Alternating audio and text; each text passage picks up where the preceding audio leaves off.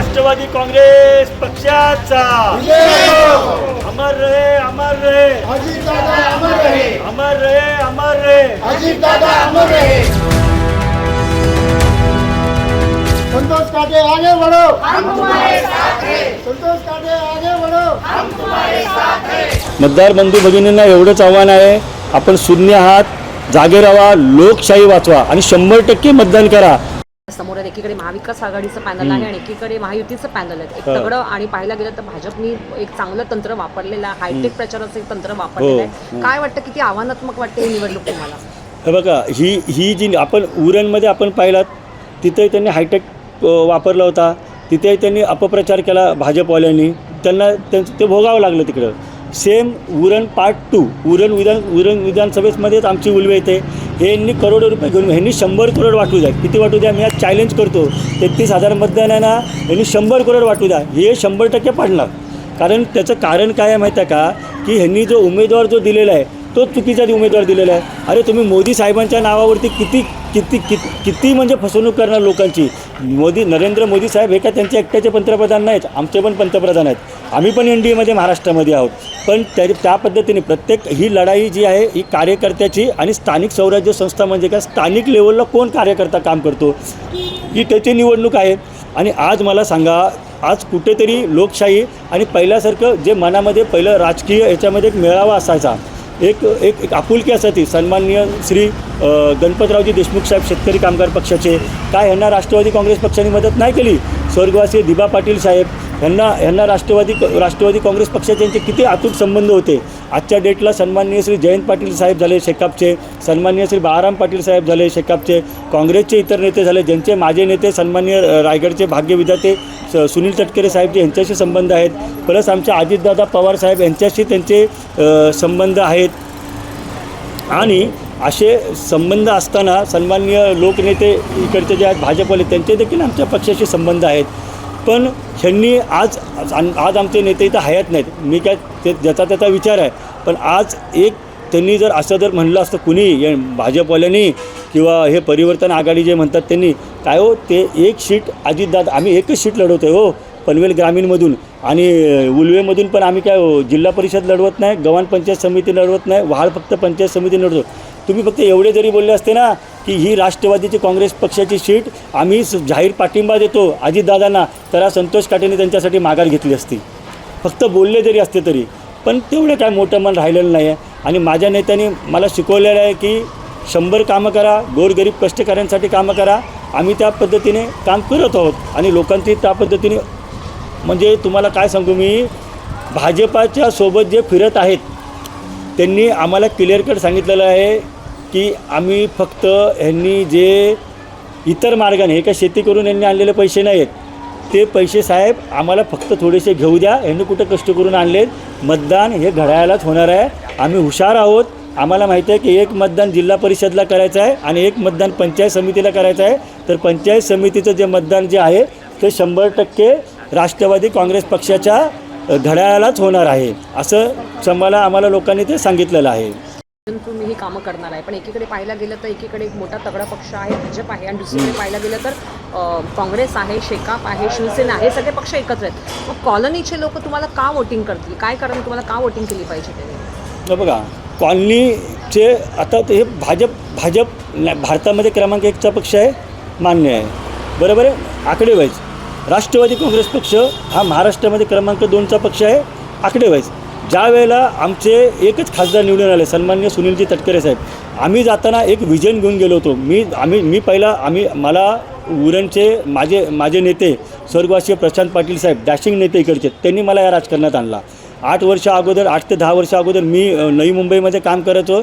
भाऊ मला बोलले की अरे संतोष, हे कॉस्मोपॉलिटन सिटी आहे, इथं बाहेरून सर्व जातीचे धर्माचे लोक आलेले आहेत, तर तुला इथं नवी मुंबईमध्ये काम न करता तू उलवेमध्ये काम कर। त्यांनी मला उलवेचा सरचिटणीस केला, सरचिटणीस केल्यानंतर त्यांनी मला उलवेचा अध्यक्ष केला।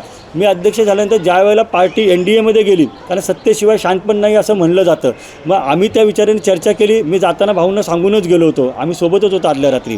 मग आम्ही तिकडे गेल्यावरती आम्ही प्रचंड कामं केली. म्हणजे मंत्रालयावरती आमचा कंट्रोल आहे, सिडकोवरती आमचा कंट्रोल आहे, तहसील, तलाठी, पोलीस स्टेशन, गृहमंत्री, राज्यमंत्री, कोणाशी सांगा डायरेक्ट संतोष काटे बोलतो आणि डायरेक्ट अपॉइंटमेंट असते.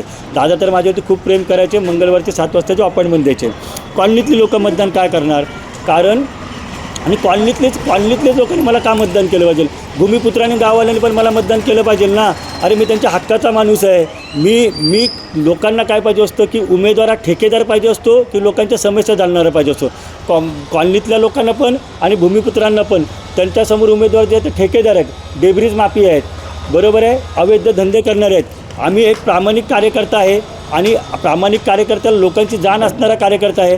त्यांच्या गटर, मीटर, वाटर, नळ, पाण्याची समस्या, शिक्षणाची समस्या, संतोष काटेचा फोन 24 तास चालू असतो. त्यामुळे ते संपर्क आम्हालाच करणार आणि जे मतदान आहे ते राष्ट्रवादी काँग्रेस पक्षालाच करणार. आणि हे काय देऊन काय 15 लाख काय मताला देणार आहेत का? हे काय यांच्या काय 5 वर्षासाठी काय यांचा काय किराणा बाजारचा माल भरणार आहेत का? त्यामुळे असं काहीसुद्धा होणार नाही आहे. ह्यांनी नवी मुंबई विमानतळाला भूमिपुत्र प्रकल्पग्रस्त या संतोष काटेला का मतदान करणार ते सांगतो. नवी मुंबई विमानतळाला हे भरत नव्हते, कॅन्डिडेट भरत नव्हते. तिथं मी आंदोलन केला, माझ्यावरती गुन्हा दाखल झाला. गुन्हा दाखल झाल्यानंतर लगेच दुसऱ्या दिवशी यांनी 750 भरती केल्या.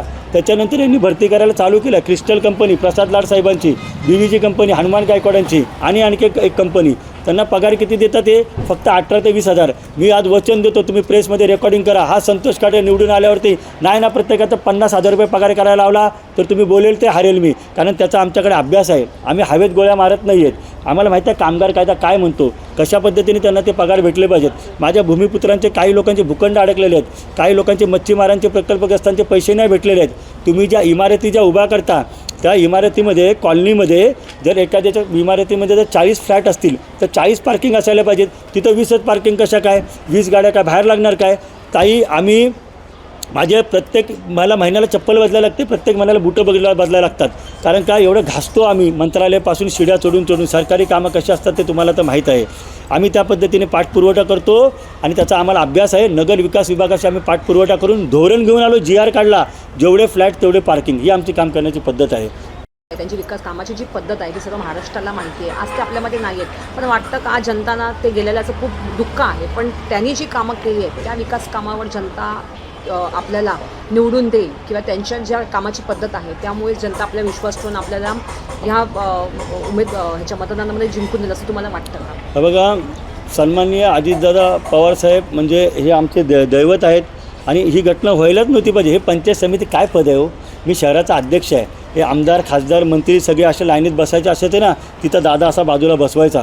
बोलायचा बस संतोष, काय पाहिजे सांग, काय काम करायचं. कारण दादाला माहीत होतं की माझ्या कार्यकर्त्याच्या तिथे आमदार नाही आहे, तिथं आमच्या पक्षाचा खासदार नाही आहे. कारण मावळला खासदार श्रीरंग आप्पा बारणे साहेब आहे, ते पण माणूस देव माणूस आहे, चांगला माणूस आहे. आप्पा बारणे खरंच चांगले आहेत, फोन उचलतात, काम करतात. आम्ही खासदारकीला त्यांचं काम केलं, जे खरं आहे ते खरं आहे. आमदारकीला पण मी सन्माननीय महेश बालदी साहेब यांचं मी काम केलं. त्यांना दमदार आमदार संतोष काटे पुकारणारा माणूस आहे, ज्यावेळेला ते माझ्या शिवजयंतीला आले होते.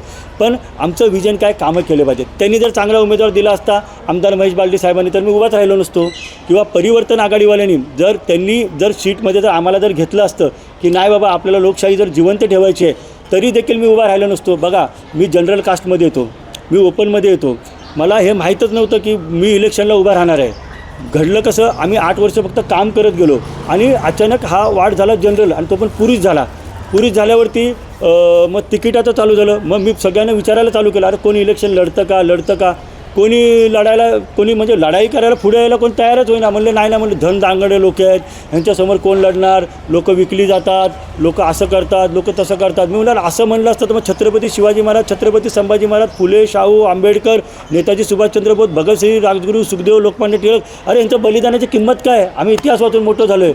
आम्ही स्वर्गीय अब्दुल कलाम साहेबांना मानतो, आम्ही यशवंतराव चव्हाणांना मानतो. म्हणलं काय बोलतंय म्हणलं जर असं आहे तर आपण प्रयत्न करू. आम्ही प्रयत्न केला तरी पण मला तिकीट दिली नाही. मला रात्री या लोकांनी 12 वाजता पाठवला. मी करणाऱ्याला माझ्या इथं माझ्या सहकाऱ्यांसोबत रात्री जेवलो, रात्री घरी 1 वाजता येऊन झोपलो. गाडीमध्ये पेट्रोल नाही, काय नाही. सकाळी मला सन्माननीय आमचे नेते तटकरे साहेबांच्या कार्यालयामध्ये आमचं बोलणं झालं आणि सांगण्यात आलं की बाळा तुझा AB फॉर्म ठेवलेला आहे, तू एवढी कामं केलेले आहेत, तुला तिकीट नाही देणार, मग कुणाला देणार? मी 100च्या स्पीडने गेलो. 120च्या स्पीडने आलो आणि 3ला 3 मिनटं कमी असताना आम्ही फॉर्म भरला. अशी तर ही आमची सुरुवात झालेली आहे. त्यामुळं दैवाच्या मनात होतं, त्याच्यापुढं कोण नसतं आणि त्या पद्धतीने ते तिकीट आम्हाला मिळालं. आमचा प्रचार जोरात झाला. सर्व घराघरामध्ये घड्याळ पोचवलेलं आहे आणि तुमच्यासारखी मीडिया आमच्यासोबत आहे. आणि अजितदादा पवार साहेबांचं जे कार्य आहे असा पुरुष होणे नाही, म्हणजे असं म्हणजे ते वेगळं द्रव्यच बनतं.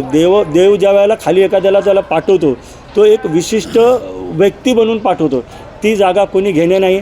आणि महाराष्ट्रातली जनता म्हणजे हे जे नेते आहेत ना, नेते हे उल्वेमधील जनते त्यांना अद्दल घडवून दाखवणार की तुम्ही दादांच्या ह्याला हे नाही केलात, पण आम्ही दादांच्या सोबत आहोत. आणि ते येणाऱ्या निवडणुकीमध्ये बघा ना तुम्ही, ह्यांचे डिपॉझिट जप्त होणार आहेत. भारतीय जनता पार्टीच्या पक्षाच्या उमेदवाराचं डिपॉझिट जप्त होणार, हे तुम्ही लिहून घ्या आणि इतिहासामध्ये याची नोंद होणार.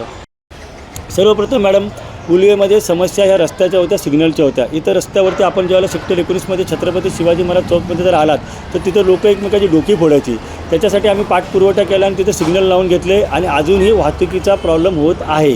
त्याच्यासाठी आमचं सिडकोशी पाठपुरवठा करून आम्ही त्याला मोठ्या प्रमाणामध्ये कसं काय सुनियोजित करता येईल याच्यावरती आमचा प्रयत्न चालू आहे. दुसरी जी समस्या आहे की उल्वेमध्ये पेट्रोल पंप नाही आहे. CNG चालू आहे. पेट्रोल पंपसाठी 5 भूखंडांनी काढले होते, त्याच्यातल्या 3चे टेंडर झालेलं आहे. त्याच्याशी पाठपुरवठा आम्ही करून ते चालू करून घेऊ. चौथी समस्या आहे की इथं प्राथमिक आरोग्य केंद्र जे आहे ते खूप लहान आहे. एक आहे सेक्टर 21मध्ये आहे आणि एक खारकोपर इथं आहे. तिथं बेड्स जास्त अवेलेबल नाही आहेत. ते आम्ही पाठपुरवठा करून जास्तीत जास्त बेड अवेलेबल करून जास्तीत जास्त नागरिकांना कशा समस्या सुटतील याच्यावरती आम्ही प्रयत्न करू. हेल्थिंगवरती आम्ही काम करू. त्यासोबत आणखी समस्या ज्या आहेत त्या अशा आहेत की उल्वेमध्ये आता पाहिलं असेल की 3 दिवस अगोदर आमचे पोलीस बांधव, महाराष्ट्र पोलीस बांधव, मुंबई पोलीस हे महाराष्ट्रात जगामध्ये नंबर 1 आहे. अशा पोलिसांवरती गुंड प्रवृत्तीची लोक, चरस, गांजा, ड्रग्ज विकणारे लोक कसे काय हल्ला करू शकतात? यांची एवढी हिंमत होते कुठून? हे इथं आले कुठून? आम्ही निवडून आल्यावरती मागे पण आम्ही सेक्टर 19मधला संपूर्ण गांजा बंद केला होता. आणखी कारवाई करायला लावली होती. तिथून आम्ही त्यांना हाकलून दिलं होतं. मी वचन देतो, आम्ही ज्याला निवडून येईल ना, हे चरस, गांजा, ड्रग्सवाले दिसणार नाही तिथे. आणि ह्यांच्यामागे कोणाचा हात आहे? कोण आहे? आजच्या डेटला आमच्यासमोर जे उमेदवार जे आहेत यांचे काय धागेबंदी आहेत त्यांच्याशी? त्यांनी हे कसे काय तिथं या आमच्यासमोर जो उमेदवार उभा आहे त्याचा स्वतःचा अवैध दारू विक्रीचा धंदा आहे. मग जो अवैधपणे दारू विकतो त्याला भारतीय जनता पार्टी पक्षाने कसं काय त्याला तिकीट दिला? आमचा प्रश्न क्रमांक पहिला हा आहे.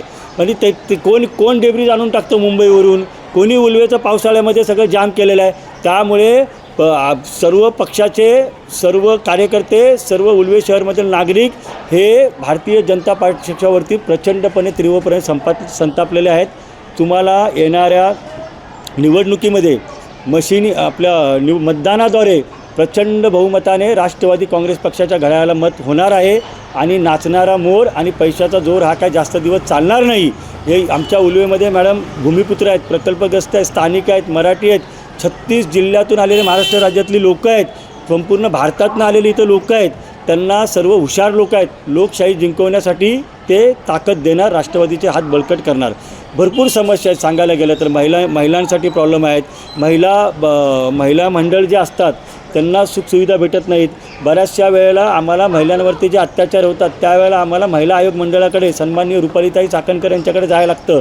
सन्माननीय माझ्या मंत्री महिला बाल विकास मंत्री आदित्यताई तटकरे यांच्याकडे जायला लागतं. प्रत्येक वेळेला आम्हाला पाठपुरवठा करण्यासाठी मंत्रालयापर्यंत पोचायला लागतं. त्यामुळे असे अनेक प्रॉब्लेम आहेत. रस्ते म्हणा, खड्डे म्हणा, CCTV म्हणा, पिण्याच्या पाण्याचे म्हणा, कुठं काय अडकते, कुठं घोडं पाणी पितं, ह्या गोष्टी आम्हाला माहिती आहेत. कारण आमचा त्याच्यावरती अभ्यास आहे आणि आम्ही त्या पद्धतीने त्याच्यावरती काम करू. आता हे तर आपण आपले मुद्दे सांगितलेले आहेत, पण आपल्या पक्षाने आपण काय विजन ठरवलेलं आहे? विजन घेऊन आपण लोकांपर्यंत आत्तापर्यंत गेलेले आहात. विजन असं आहे की गेल्या 7 वर्षामध्ये आम्ही ग्रीप पकडलेलं आहे. कारण काय बघा, मी एक सामान्य कुटुंबातला मुलगा आहे, सामान्य कुटुंबातला कार्यकर्ता आहे. माझे वडील ड्रायव्हर आहेत, माझी मिसेस वकील आहे, त्याच्यावरती माझा उदरनिर्वाह चालतो. मी 24 तास राजकारण करतो, मी 24 तास समाजकारण करतो. तर ह्याच्यामध्ये आमचं विजन काय? आता आम्ही जी कामं केलेली जी आहेत, दिव्यांगांसाठी आम्ही बघा प्रत्येक वर्षी शिबिर भरवायला लागतं. तर लोकांची ऑपरेशनं करून घेणे, ज्येष्ठ नागरिकांना घेऊन जाता येत नाही. आम्ही ह्या वर्षी दिव्यांगांना 100 लोकांचे आम्ही डोळ्याचे मोफत ऑपरेशन धर्माधिकारी हॉस्पिटलमधून करून घेतले मोफत, आणि डोळ्याच्या सर्जरी ते आम्ही पुन्हा कंटिन्यू करणार आहोत. दिव्यांग बांधवांना ज्यांना हातपाय नाहीत त्यांना आम्ही कृत्रिम हातपाय लावून घेतले मुख्यमंत्रीचे कॉन्टॅक्ट करून, ते आम्ही पुन्हा करणार आहोत. ज्यांना हॉस्पिटलमध्ये ज्यांना प्रॉब्लेम होतं, ज्यांना बिल भरायला होत नाही, हॉस्पिटल फसवणूक करतात, मेडिक्लेम संपेपर्यंत ट्रीटमेंट देतात, मेडिक्लेम संपलं की त्याला हॉस्पिटलच्या बाहेर करतात किंवा ट्रीटमेंटच करत नाहीत. आम्ही तो मुद्दा कंटिन्यू करणार आहे. लोकांना काय पाहिजे हो? लोकांचं म्हणणं काय असतं, अरे बाबा आम्ही 8 तास काम करतो, आम्ही आमच्या घरी आल्यावरती आम्हाला एक शांत झोप पटली पाहिजे, आमच्यावरती कोणी गुंडागर्दी करू नये, आमच्यावरती कोणी दादागिरी करू नये. आम्ही एखाद्याच्या पक्ष कार्यालयामध्ये गेल्यावरती आम्हाला चहा पाणी तिथं मिळायला पाहिजे. चहा पाणी नाही मिळालं ते चालेल, पण त्या प्रतिनिधींनी, लोकप्रतिनिधींनी कमीत कमी आमचं ऐकलं तरी पाहिजे. गटर मीटर वाटर नळ शिक्षण सुविधा हॉस्पिटल कॉलेज ह्याच्या पोलीस स्टेशन सिडको ह्याच्या व्यतिरिक्त लोक थोडे आम्हाला पैसे मागणार आहेत. लोक पैसे कोणी नाही मागत हो. आज आम्ही गेली माझी आम्ही कार्यकर्ते म्हणून काम करतो आहे. मी गेल्या 15 वर्षापासून सक्रिय म्हणून कार्यकर्ता म्हणून काम करतो आहे. आज सन्माननीय गणेश नाईक साहेब हे पहिले राष्ट्रवादी काँग्रेस पक्षामध्ये होते. आमच्या पवारसाहेबांच्या राष्ट्रवादीच्या विचारांना त्यांनी वाढ दिली आणि त्यांची पण काम करण्याची पद्धत बघा. आमच्या अजितदादांची अजितदादांसोबत ज्यावेळेला आम्ही असायचो, मंगळवारी आमची त्यांची मिटिंग असायची देवगिरी बंगल्यावरती. ह्या गावांगावामध्ये आणि तरघरमध्ये भूमिपुत्रांचे भूखंड यांनी हडपले. कोणी हडपले? बिल्डर लोकांनी हडपले. तर आम्ही 10 वर्ष झालं तो प्रॉब्लेम सॉल्व्ह होत नव्हता. आम्ही सकाळी त्यांना दादांकडे घेऊन गेलो. दादांनी तो प्रॉब्लेम 10 मिनिटामध्ये सॉल्व्ह केला आणि आज माझ्या भूमिपुत्र प्रकल्पग्रस्त आगरी कोळी बांधवांना त्यांच्या हक्काच्या बिल्डिंगी मिळाला, त्यांच्या हक्काचे भूखंड मिळाले. ही आमची काम करण्याची पद्धत आहे. काय पाहिजे असं लोकांना की बाबा हे आमच्याकडे गेल्यावरती ह्यांनी पक्ष बघू नये, जात बघू नये, पात बघू नये, धर्म बघू नये. मानवता हाच धर्म आहे, समाजसेवा हीच ईश्वरसेवा आहे. आणि राजकारणापेक्षा असं कोणतं माध्यम आहे की ज्याच्यामधून तुम्ही समाजसेवा करू शकता? त्या पद्धतीने आम्ही त्याच्यामध्ये काम करत होतो. लोकांना काही नाही पाहिजे, लोकांचे साधे सिंपल पाहिजे. तर रस्ते, वीज, नळ, मीटर, हॉस्पिटल, कॉलेज, शिक्षण आणि आम्हाला जय महाराष्ट्र करा एवढंच लोकांची इच्छा आहे. जी आपण वाहळ पंचायत समितीमधनं एबी फॉर्मवर राष्ट्रवादी पक्षाच्या उमेदवारी आपण दाखल केलेला आहे. सगळ्यात प्रथम आपलं अभिनंदन. काय सांगाल, कशा प्रकारच्या मुद्द्यांना सामोरे घेऊन आपण ही निवडणूक लढवत आहात? काय प्रामुख्याचे मुद्दे आहेत उल्हास शहरामध्ये, काय सांगाल? आणि कुठचे मुद्दे आपल्याला प्रकर्षित जाणवत आहेत की जे आपण ते सोडवले पाहिजे? सर्वप्रथम मी आपल्या चॅनलचे मनापासून आभार मानतो की आजच्या टायमाला लोकशाही संकटात असताना की इतर चॅनलवाले जे आहेत की जे मोठमोठे नावं घेतात पण सामान्य कार्यकर्त्याला लोकांपर्यंत पोचवत नाहीत व खरे मूळ जो कार्यकर्ता आहे त्याला न्याय मिळवून देत नाहीत. परंतु आपण पुढाकार घेऊन सामान्य कार्यकर्त्याला आज न्याय द्यायचा प्रयत्न करत आहात, याबद्दल मी पहिले आपले आभार मानतो. त्याचसोबत मी माझे नेते राष्ट्रवादी काँग्रेस पक्षाचा जो मला एबी फॉर्म जो दिलेला आहे, जी मला उमेदवारी दिलेली आहे, महाराष्ट्राचे नेते माझे दैवत सन्माननीय श्री अजितदादा पवारसाहेब यांचे देखील मी आयुष्यभर उपकार विसरू शकत नाही. कारण त्यांनी एक सामान्य कार्यकर्त्याला त्यांनी उमेदवारी दिली. कारण आजच्या डेटला राष्ट्रवादी काँग्रेस पक्ष असाच आहे की जो गोरगरीब कष्टकऱ्यांसाठी आहे. त्यासोबत माझे सन्माननीय नेते रायगडचे भाग्य विधाते सन्माननीय सुनीलजी तटकरे साहेब यांनी आम्ही जी राष्ट्रवादी काँग्रेस पक्षामार्फत 7 वर्ष इथं जी कामं जी केली त्याची दखल घेतली व एका सामान्य कार्यकर्त्याला त्यांनी तिकीट दिली. त्याबद्दल मी सन्माननीय माझे नेते सुनीलजी तटकरे साहेब, माझ्या नेत्या महिला बालविकास मंत्री आदित्यताई तटकरे व उल्वे शहरमधील माझी संपूर्ण टीम, ज्यांनी राष्ट्रवादी काँग्रेस पक्षामार्फत माझी उल्वे नियोजन समितीची टीम, महिला मंडळ, ज्यांनी जनतेने हे म्हणलं की नाही राष्ट्रवादी काँग्रेस पक्षाच्या संतोष काटे यांना तिकीट मिळालीच पाहिजे, उमेदवारी मिळालीच पाहिजे, त्यामुळे मला ही उमेदवारी मिळाली. धनशक्तीचा बघा आज तारीख आहे 4. आता हे यांच्या पेट्या वगैरे सगळ्या बाहेर निघालेल्या आहेत. धनशक्ती लोकांना आता समजलेलं आहे की आणि त्यांच्यासोबत जे लोक जे आहेत आता हे जे पैसे जे मध्ये येणार आहेत हे पैसे मधल्या गायब होणार आहेत.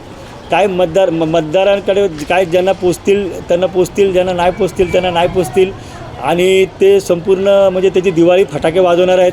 पण मतदान जे आहेत पैसे ते लोक ज्यांच्याकडे पोचणार ते घेणार. आणि आजच्या डेटला पैसे कुणाला नको आहे हो. कोणी आता समजा हरामचा पैसा असेल, आपण एखाद्या गरीबाचा सोडतो, आपण एखादी भाजीवाली असेल, एखादा दूधवाला असेल, एखादा पेपरवाला असेल, एखादा केळेवाला असेल, एखादा गोर गरीब आहे, एखादा चप्पलवाला असेल, आपण त्याचे पैसे घेतो का हो?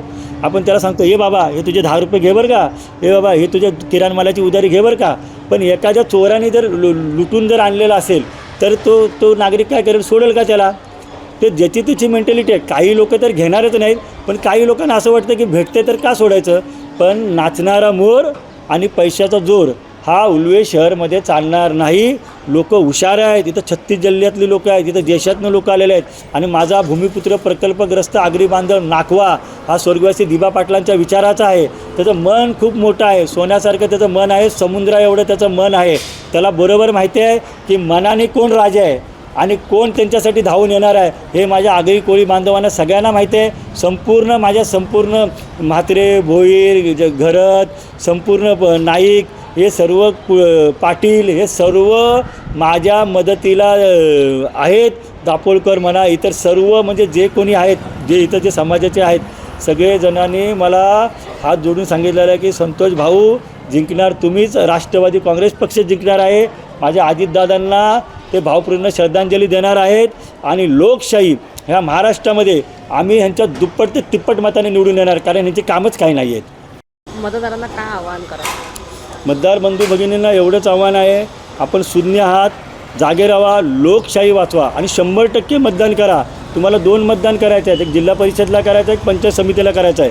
वाळ पंचायत समितीमधून तुमच्या अजितदादांचा कार्यकर्ता संतोष काटे, मी वचन देतो, आम्ही काय मातणारी लोक नाही आहेत, आम्ही सर्वसामान्य लोक आहेत. आम्हाला तुमच्या समस्या कळतात आणि हे उल्वे शहर आत्ता आपलं बाळ आहे, हे जन्माला आलेलं आहे. हे चुकीच्या हातामध्ये देऊ नका. गाढव जर राजा जर झाला, खुर्चीवर जर बसला, तर मग तुम्ही ठरवा गाढवाला राजा करायचा आहे की वाघाला राजा करायचा आहे. वाघ राजा असेल तर इतर बाहेरचे जे गुन्हेगार लोक आहेत ते इथं येणार नाहीत. गाढवाला राजा करणार, मग आपला सत्यानाश होणार. तर आपला सत्यानाश होऊ देऊ नका. आपलं अमूल्य मत हे राष्ट्रवादी काँग्रेस पक्षाच्या घड्याळाला करा आणि वाळ पंचायत समितीला एक मत घड्याळाला करून सन्माननीय अजितदादा पवार साहेब यांना तुम्ही आपण भावपूर्ण श्रद्धांजली द्या. मी सर्व भूमिपुत्र, प्रकल्पग्रस्त, स्थानिक, मराठी, कॉलनीवाले, सर्व प्रांतीय, सर्व जातीय धर्मांना मी आपल्या ह्या चॅनलमार्फत मी आव्हान करतो